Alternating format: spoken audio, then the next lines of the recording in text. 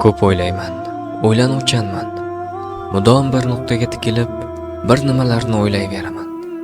Beixtiyor shunday bo'laveradi. Tabiatan shunday bo'lsam kerak. Hayot haqida, insoniy munosabatlarni o'ylayman chuqurroq. Ularni tahlil qilaman. Biz qilayotgan amallar yaxshimi yoki yomon bo'lsin, nima uchun qilinadi? Yaxshi amal nima uchun yaxshi deyiladi-yu, yomon amal nima uchun yomon deyiladi?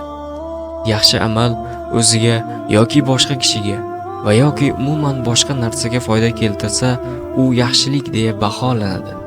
Xuddi o'sha amal o'ziga yoki boshqa kimsaga va yoki umuman boshqa narsaga zarar keltirsa, yomon amal deya baholanadi. Mana shu ikki amalni muvozanatini ushlab turish uchun esa yaxshilikka mukofot, yomonlikka esa jazo belgilab qo'yilgan. Insonning tabiati shundayki, mukofotga erishish uchun yaxshilik qiladi. Jazo olmaslik uchun yomonlikdan tiyiladi.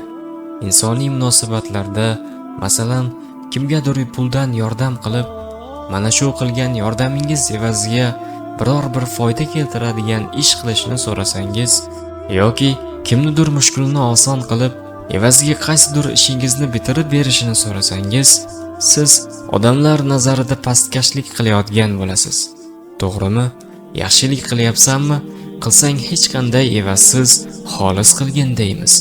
Endi mana shu gaplarni gapiryapmiz-u, ibodat qilayotganimizda, ihson qilayotganimizda, kimgadir yaxshilik qilayotganimizda yoki qaysidir talanchiga sadaqa berayotganimizda yoki faloncha salovat va duolarni zikr qilsang, jannatdan senga qasam qo'ylarkan degan gaplarni o'qib, shu amallarni qilayotganimizda, mana shu amallarimiz uchun jannatni tam'a qilayotgan bo'lmaymizmi?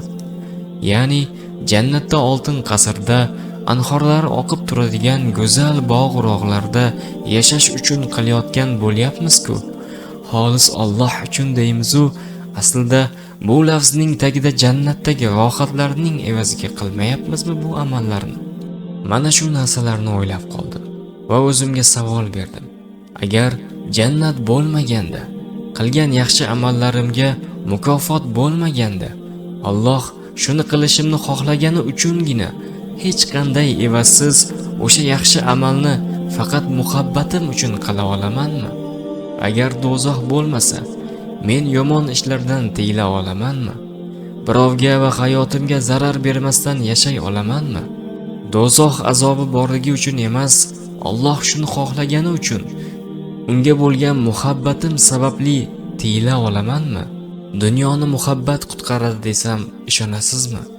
Qanday muhabbat deng? Odamlarga bo'lgan muhabbat, insoniylik muhabbati. Sahobalar orasida nega aynan Abu Bakr radhiyallohu anhu doim birinchi sanalishi, eng yuksak maqomda turishi sababiga qiziqdim. Gap nimada? Tunlari ibodat qilib chiqishdami? Yo'q, deyarli hamma sahobalar ibodatda bir-birlaridan o'tib, musobaqalashib kelishgan. Bir rivoyat savollarimga javob topib berdi. Bir kuni payg'ambarimiz alayhissalom Abu Bakrning 2 rakat o'qigan namozi butun ummatimning o'qigan namozi bilan tarozining pallasiga qo'yilsa, Abu Bakrning pallasi og'irlik qiladi degan e'tiroflarning mohiyatini anglagandekman. Bir tunda Abu Bakr radhiyallohu anhu do'zax haqida o'ylab o'tirib, shunday fikrga kelibdilar. Mazmuni quyidagicha: Ey Allohim, mana shu do'zaxga meni shu barobar katta qilib joylaginki, oqibatda mendan boshqa birorta inson sig'masin. Mana shu rivoyatni eshitganimda ko'zlarim namlandi. Abu Bakrni yuksak va komil qilgan insoniylik muhabbati ekanini angladim. Janob Muhammad sallallohu alayhi va sallamga do'zax harom qilinganda ham, jannatga kirishlari aniq bo'lganda ham ibodat va yaxshilikdan to'xtamadilar. Gunohlardan tiyilib yashashda davom etdilar. Demak, bu insonlar jannatdagi marvarat qasrlarida son-sanoqsiz hurlar bilan yashash uchun ibodat qilmagan ekanlar. Oysha onamizdan meros qolgan bir ajib munojot Robiya adaviyadan tortib Navoiygacha yetib kelgan ulkan ruhiy g'oyaga aylangan quyidagi munojotga bir boqib ko'ringa: Robbim, Agar do'zax azobidan qo'rqqanim uchungina ibodat qilsam, meni do'zaxning eng tuban yeri bilan jazola. Agar jannat mukofoti uchun senga ibodat qiladigan bo'lsam, jannatni menga harom qil. Meni faqat o'zingning muhabbatingdan bahramand holda rozi qiladigan ibodatga yetkazgin. Agar men Allohning buyurganlarini biror nimaning evaziga qiladigan bo'lsam, oddiy manfaatdor bandaman xolos. Agar Allohning buyurganlarini hech qanday evazsiz unga bo'lgan muhabbatimdan qila boshlasam, demak komil insonlar tomon birinchi qadamni tashlabman. Allohim barchamizni qasrlar, bog'roqlar, hurlari bor makonlarga bo'lgan muhabbatdan ko'ra yuqoriroq bo'lgan o'zingning muhabbating bilan mast qilgin.